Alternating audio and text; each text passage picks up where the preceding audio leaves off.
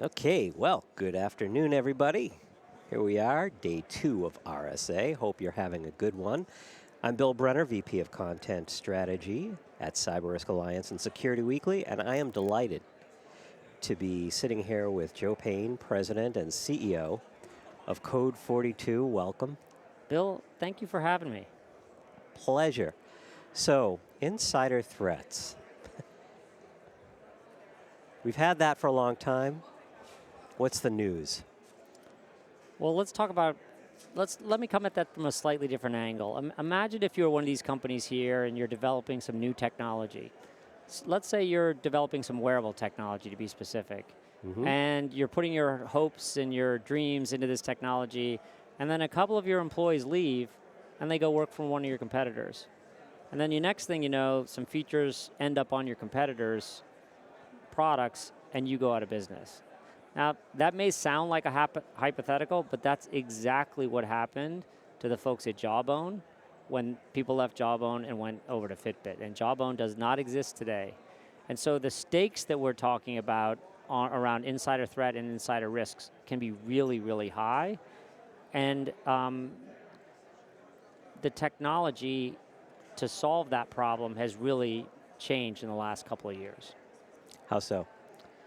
Well, the original way of solving the problem of insider risks was to just say, let's lock down the entire network and let's block everything from leaving and let's not let people collaborate or work together, or we'll basically have a firewall that keeps everything in. But much in the same way that that approach does not work for external threats, where we don't rely solely on our firewalls to keep bad guys out.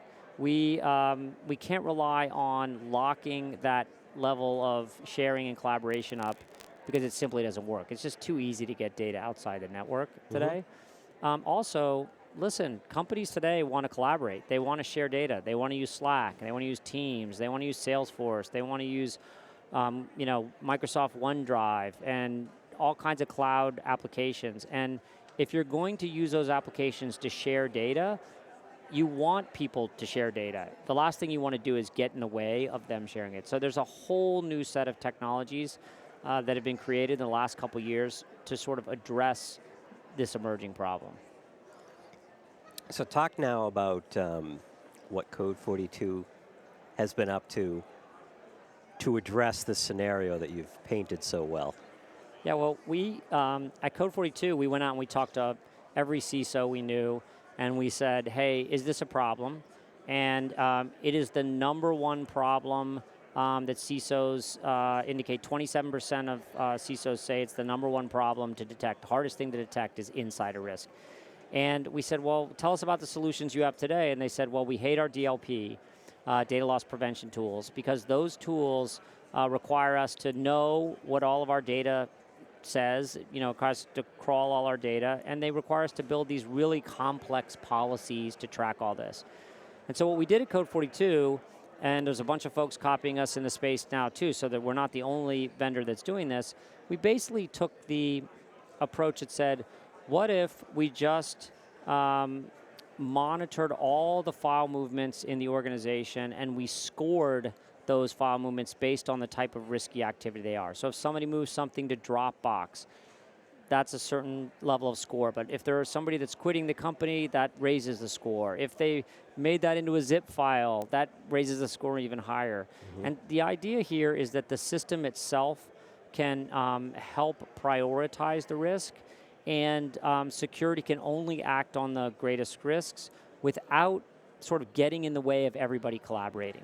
So it's a very different approach, which is it's almost like it's a risk scoring approach and a risk approach versus we're going to lock down the network approach. So again, very different way to solve the problem, and it makes it a lot more available to companies who want to let their employees use their work laptops for more than just work. If their employee wants to access Gmail while at the office, okay, we'll let them do that, knowing that we have this layer of security wrapped around our product. And I think it's just a more modern and efficient way to let sort of modern organizations operate. Now, I started this with the what's new, and we've gone there. One of the things that has happened in the last 3 years, obviously, a pandemic which has created this more distributed workforce. Yes. How has that changed the equation when it comes to the insider threat? Because it used, I start off by saying this isn't a new thing, but there is a new element to it, which is, You nailed it. Yep. people aren't, it's not people within a building. We used to have a lot of controls. Yeah, at security, we were comfortable with our controls, that people were at the office, they were on the networks, we could keep an eye on most of their activity. Sure, they occasionally went outside the office, they traveled, whatever, but most of what was happening happened in the office. Today, that's just not true anymore. Much of the software development done in the world today is done from homes and from Starbucks and from all kinds of places. So there's really three things that are dramatically driving the increase in insider threat events. The first is what you just talked about, which is people are more distributed. So it's not only that they're off the network, people actually report that they don't use good habits when they're off the network. So they're more likely to use Gmail, their personal Gmail, or their Dropbox account or whatever when they're at home than when they're in the office. So yes, being outside the office, that's number one. Number two is that people are changing jobs more than ever. Is that a result of the pandemic? Not sure, but a lot of people are changing jobs. And when they change jobs is the number one time of risk, because that's when they can really hurt you. That Jawbone example is the perfect example, is when people leave and take their data and either start another company with it or take it to their other competitor, or they just use it at your biggest competitor. That's when a lot of damage can be done. Right? What would you describe as the, I don't know if percentages is a way to get into this, but there are malicious insiders. And then there are those who are not malicious, they make mistakes. What's the more common? It's, believe it or not, it's actually the latter. Most of the events that we see are actually not malicious, okay? So they're somebody publicly shared a document that didn't mean to share a document. Good example of that, we had one of our customers, CFOs, shared a document recently, and it was titled Restructuring Plan. She shared it publicly. Now, she did not mean to share that document publicly, but she just made a mistake. That's an example of something that's an insider risk, but wasn't really a threat. She wasn't trying to do that, so we can mitigate that. We had an example at Code 42 recently where one of our employees in HR was sharing some data about payroll with a finance employee, and they accidentally publicly shared the payroll file to the entire company on Slack. Okay, that must have been fun. That was. Thank God we have our own products, because we were able to very quickly, obviously, pull that back on Slack, but then we could see, because of our product, we could see who downloaded that file from Slack, and then did they share that any place else? Like, did they move it off to the network? So basically, we had one software engineer who took that file, and we were able to see that he didn't share it anyplace else. So. Disaster averted. But that was an example of an inadvertent risk that we had to mitigate, but it was inadvertent. What we see, the large majority of malicious occur when people change jobs, like the overwhelming majority. And so if you think about 15 to 20% of your workforce changes jobs every year, then actually the numbers are pretty high and something that you need to pay attention to.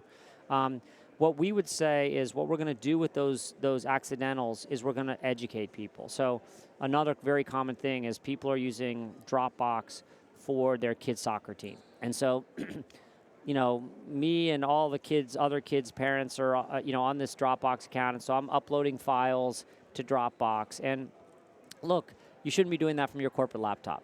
You really shouldn't be, because that creates risk for the company. And so in those scenarios, we'll send a little video. Our customers will send a little video to that person saying, hey, we don't use Dropbox in this environment. If you want to be sharing company data, it should be in OneDrive or it should be in G Drive. And so it's just a little tap on the shoulder reminding them not to do that. Now, the benefit of that is it not only course corrects the behavior, but it says, we're watching the store. Yeah. And the word around, that gets the word around, right? So there are actions that we do, and this is part of all this new technology that we've created. There are actions that we do to mitigate those low-risk things, and it will change behavior. CrowdStrike's one of our customers. They just did a big study. They reduced their overall number of security events by 32%. That's an enormous number simply by sending out a bunch of videos to people, which essentially slightly tapped them on the wrist and just said, be more careful, but it had the effect of reducing a lot of the risky events. Mm-hmm. Now, when people do take data, that's a whole different, maliciously, you can tell that pretty well in the context of when they take it. So if they're quitting and all of a sudden they move a lot of data to their Gmail, that's a pretty good sense that like, hey, this is unusual. Another thing our product does is this the first time they've ever used Proton Mail or Dropbox or whatever?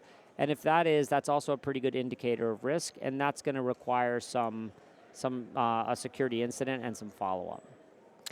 So for those who are attending RSA and want to know where to find you, we're over on the north side. You come down the escalator and you literally turn left and left again, and we are right by the entrance. And we've got a dozen monitors out there. We're showing people. One of the things that's interesting about Code 42 is our product as a security product is actually really easy to understand. So we try not to explain what it does. We just say, hey, why don't you just look? And you can see that Jim Harper is moving source code via Git repository on this date at this time to this location. And you can just see it on the screen and you go, wow, that's really cool. And everyone understands it. They're like, click there, let me see, let me dive in. And so we really encourage people who are at RSA to come over and put us through our paces and take a look at the product. You'll instantly understand it. Perfect. Well, thanks for joining us, and have a great rest of your week here. We are really enjoying it, and it's great to be back together in person and seeing lots of old friends. Last time I was at RSA, I had a lot more hair, so you know, that's just the process of getting old. But it's fun to be back in person with the rest of the security world. Very good. Well, thanks, Bill. Enjoy. Take care.